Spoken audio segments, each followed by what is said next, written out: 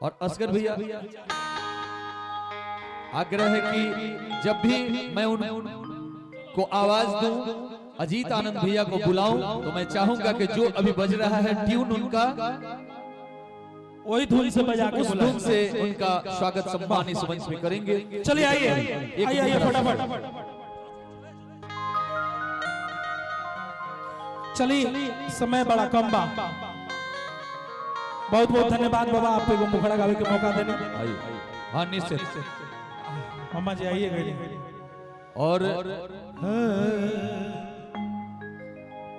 और मैं चाहूंगा कि एक अजीत आनंद जोरदार ताली से स्वागत किया, जो ट्यून है उसको बजाया जाए, उस ट्यून से उनका स्वागत सम्मान करते हैं यहाँ।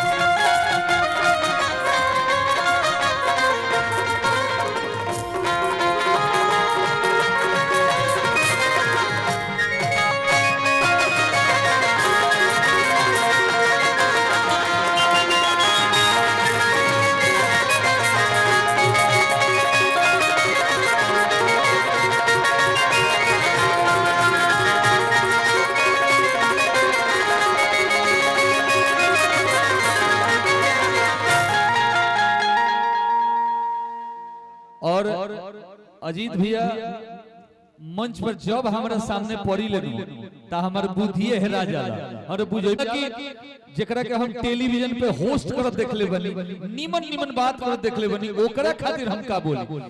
लेकिन और कुछ ना, हम ही चाहे कि आयोजक मंडल जे भी बा स्वागत करता कहां गेले नवनीत सिंह जी और भैया आकाश सिंह जी, आप दोनों उपस्थिति दर्ज करा दी और सबसे पहले फूल माला और अंग वस्त्र से सम्मान वर्धन कइल जाओ, ओकरा बाद कार्यक्रम के आगाज कइल जाए। यहां से एक जोरदार ताली बजा के स्वागत सम्मान करी, जोरदार ताली बजे के चाहिए।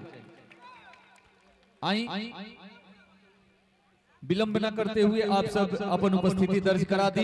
बारी बारी से तमाम कलाकार के जे भी यहाँ उपस्थित बा सबके अंग वस्त्र और फूल माला से स्वागत सम्मान होने चाहिए। सबसे पहले अजीत भैया के माला और अंग वस्त्र से सम्मान वर्धन, जोरदार ताली ताली बजाओ रही आप सब। और यही कड़ी में हम आमंत्रित करब अपना बड़ भाई अजय राय जी के, आप भी मंच के बीचों बीचों आई और अंग वस्त्र और फूल माला से आपके भी स्वागत सम्मान होने के चाहिए। बस एकदम तेजी में रह के बाद, चूंकि एकदम बेचैनी बढ़ल जाता, धन बारुए सोना एकदम मिजाज मजियाज बा हमार। और एक बाद हम आमंत्रित करब डॉक्टर साहब विपिन जी के, आप भी मंच के बीचों बीच आए। और राहुल श्री जी हमारे सीनियर लौकत नहीं खन, चूंकि आज हमारा पहला बार सम्मान वर्धन करे के मौका मिला था। राहुल श्री जी हमारे सीनियर, आप भी मंच पे उपस्थिति दर्ज करा दी। आई स्वागत सम्मान। हाँ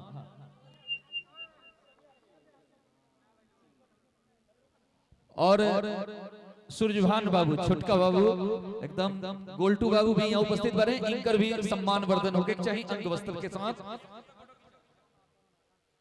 और राहुल श्री जी हमारे सीनियर, राहुल श्री जी हमारे सीनियर जी, आपके हम आमंत्रित करते नहीं। राहुल भैया बाथरूम गए हैं, बाथरूम, अच्छा ठीक है, उनका अंग वस्त्र है। भैया अभी तक आप सबके सम्मान हुए और कुणाल सिंह जी भी उपस्थित बनी, लोक गायक, अभी मंच के बीचों बीच आए, यहाँ के भी सम्मान वर्धन होके चाहिए।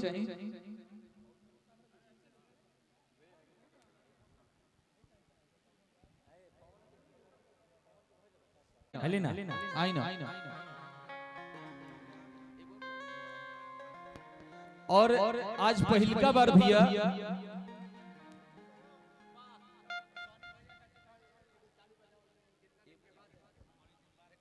और अजीत भैया 2 मिनट आउट ले हम एगो ऐसा आदमी के सम्मानित करावे के चाहते नहीं जोन कि हम लगातार 1 साल से देखते नहीं वो आदमी के रउआ साथे देखते नहीं रउर बड़ भाई चुन्नू भैया के एगो बाप लेखन कैसे अजीब ढंग से व्यवस्था बनावल मतलब हम तो हाइप रह ले चुके हमारे बड़ भाई तो कोई बाना रउए सबे हमारे बड़ भाई बानी लेकिन हम चाहते नहीं कि चुन्नू भैया अजीत नहीं आ पाए भैया आज एकदम अंदर से हिलोर मारता हमारे की बाप रे बाप हे टाइप के बड़ भाई अगर हमार हो जाओ तो हम कोनो नदी के पार कर सकते नहीं कोनो पहाड़ के लांग सकते नहीं आई चुन्नू भैया आपके भी मंच पे स्वागत बा और हम चाहे कि एगो अंग वस्त्र और कुछ फूल माला लेके चुन्नू भैया के सम्मान वर्धन होके के चाहिए आई चुन्नू भैया और एगो फूल माला और एगो अंग वस्त्र हमरा सीनियर खातिर अभी वहां का बाथरूम गइल बनी राहुल श्री जी बहुत अच्छा लोग गायक तो वहां का सम्मान वर्धन होके के चाहिए ये बड़ भाई खातिर जोरदार ताली बजे के चाहिए लागे और माइक सीधे तौर पे अजय यादव जी के हाथ में दे देते नहीं ठीक बा ना अब हम आराम जाते नहीं विश्राम करे तो भगिना के अनादर कह देनी हमको नाम होके ना अजीत बोली। नाम होके अजीत आनंद और अनादर कर दिया तो फिर टाइटल बदल लो अपना भाई हमरा टाइटल बदले के न पड़ी उससे बढ़िया भगिना के आपन माला खोल के बहुत धुन बाचल बहुत दोनों दे देते नहीं हाँ भगिना लोग जितना दूर रही ना भैया मामा से उतना फायदा रही ये लोग के टरकावल करी माला पहना के साइड में रखो बैठते आई देख राहुल देखिए आइए और यहाँ से आगाज करते हैं मंच का अजीत आनंद भैया के हाथों और एक माइक अजय यादव जी का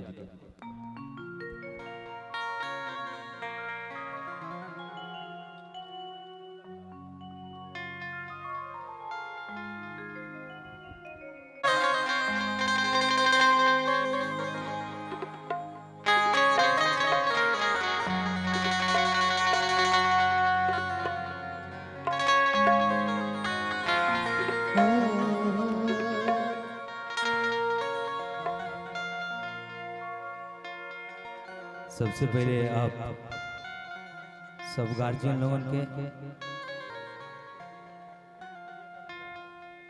हाँ हाँ कल सब लोगों के बहुत बहुत प्रणाम बा हमार और हमार छोट भाई नवनीत के खबर आ जाओ कि गाँव में आवे के बा अजीत आनंद ना आवस ये बात अगर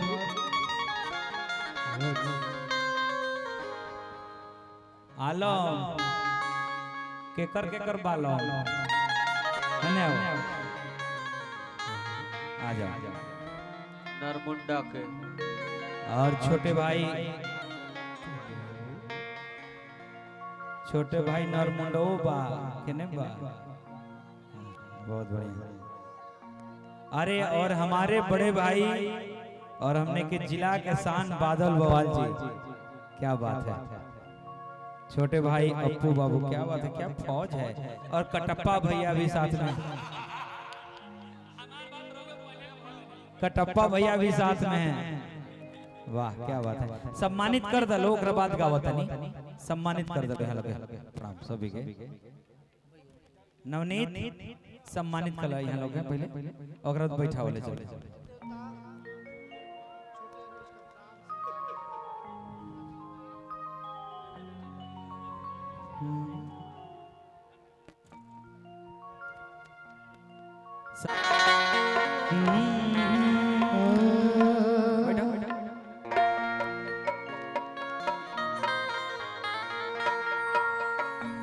धन बड़ा गा देम लेकिन एक भजन के बाद गावत नहीं तबले सम्मानित करके व्यवस्था आ जाओ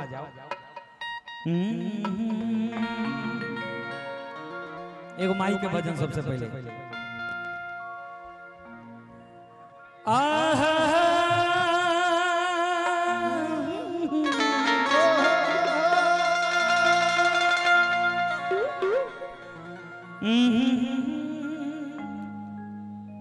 बैठ जाए, खूब खुश रही, खूब तरक्की करी, खूब जन सेट सॉन्ग आइल बा एकदम धूम कर देबे। आई धान पीटे वाला तोहरे हो गाना। एगो देखनी है, एगो कोनो आर्टिस्ट चीते सुतल बिया आ ओकरा देह पर धान पीटतल है, नरमुंडे न पीटतल है बैठ के। ई काम ओकरे से उम्मीदो कइल जा सकता टिकाधारी से। अच्छा हाँ, हम देखा था नहीं कि सब आर्टिस्ट बारे हैं और छोट भाई गजेंद्र शर्मा जब पियक्कड़ नाम से फेमस बड़ा हमारा साथ 6-7 साल ढोलको बजौले बड़ा, बहुत प्रतिभा वाला कलाकार हन। गजेंद्र भाई सुनत हकबो तो प्लीज आवा के जाके बोल दे। और रूपक बाबा हमारा से एंकरिंगो करवा देला से होए बरा।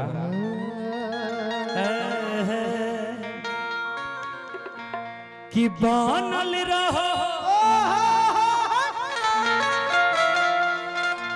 अरे नहीं हरबाए मैया,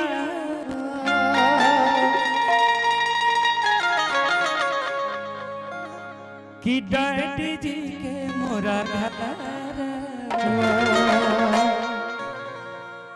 अरे इहे बरवा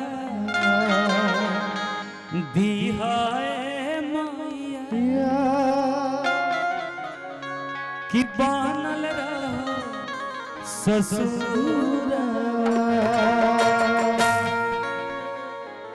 तबले व्यवस्था ले ले आवा, सम्मानित करेला सब लोग के। आइए गाते हैं एक भजन कि बनल रहो नहीं हरबाए मैया। हमारे छोटे भाई मोनू भाई और सन्नी भाई दिख नहीं रहे मुझे। बनल रहो भाई हरबाए मैया, पापा जी के मोरा घरवा। बनल रहो भाई हरबाए मैया, पापा जी के मोरा घरवा। तने ढोलक कोई हमरा के देखल करियो, आ गेल बनो आई ना। गाना तो बादो में हो जाए, पहले सम्मानित कर ले। गाना तो भी ना हो जाए मान लीजिए। और सबको उपस्थित हो चुकल बा। आई जल्दी, बस खाली लेके ऊपर आ जाए सबे। फूल माला अंग वस्त्र के साथे साथे कुछ भारतीय मुद्रा के साथ थाईलैंड वाला मुद्रा तो फिर भजावेगा, पर इंडियन करेंसी चाहिए बाबू। लेकिन लोकल ना होवे तब थाईलैंड वाला। उपस्थित बनी आलमराज छोट भाई आलमराज, फूल माला के साथे यहाँ के सम्मान वर्धन भइल। ताली बजा दी सबे, ताली बजा के सम्मान करी। और एक बाद आमंत्रित करतनी सुपरस्टार बादल बवाली भैया अभी आ जाए, यहाँ के भी सम्मान वर्धन। और हम चाहे कि गजेंद्र शर्मा पियक्कर जी आप और जो भी कलाकार वहां बैठल होके आप सब एक साथ उपस्थिति दर्ज करा देती ताकि सम्मान वर्धन हो। रूपक बाबा आप भी आ जाए। बादल भाई साहब के हमारे मित्र सन्नी बाबू सम्मानित करते हैं। क्या बात है, जोरदार तालियों को। ये हमनी के जिला के मेलोडी मैन हो, इनका से ज्यादा मेलोडियस अभी तक हमनी के जिला में केहू नहीं के गौले। और हमने के तो बादल भाई के रास्ता पर चले नहीं से कभी। क्या बात। और मार दी सटा के लोहा गरम बा। और हमारा ई भजन इनकरे गावल। हां और अप्पू भैया आप भी आ जाए। अरे हमारे भाई जी जी एकदम हमारे सीनियर, आप इधर आ जाएं। अभी सीनियर आप पीछे हो जाए, क्योंकि आपको मैंने 5 बार बुलाया, आप क्या कहें, आप बाथरूम चले जाते हैं समय पे। अप्पू जी आइए। नवनीत लेट होता रहो जी, बस थोड़ा तोड़ करो। अप्पू जी का सम्मान वर्धन हो। आइए। हाँ। और चौधर लेकिन जार नार पाई। हमारे सीनियर राहुल सिंह जी आप भी आ जाए। और हमारे बड़ भैया सफल मंच उद्घोषक नरमुंडा स्वामी जी आप भी आ जाए। आए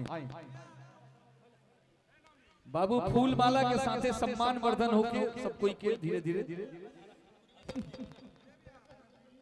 विलंब ना करते हुए बस।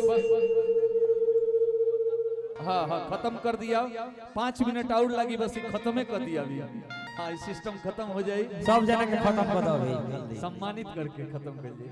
आवे के भैया आई आई ऊपर। अरे कोनो बात ना, रौरो फोटो आ जाई, कोनो दिक्कत नहीं के। भैया के सम्मानित करी। राहुल भाई साहब, हमारे राहुल श्री भाई प्लीज आगे आएंगे, गार्जियन। हाँ, राहुल श्री हमारे 22 दिन बड़े हैं हमसे। आइए भाई, पिछली रोटी का खा ले आइए आइए गार्जियन।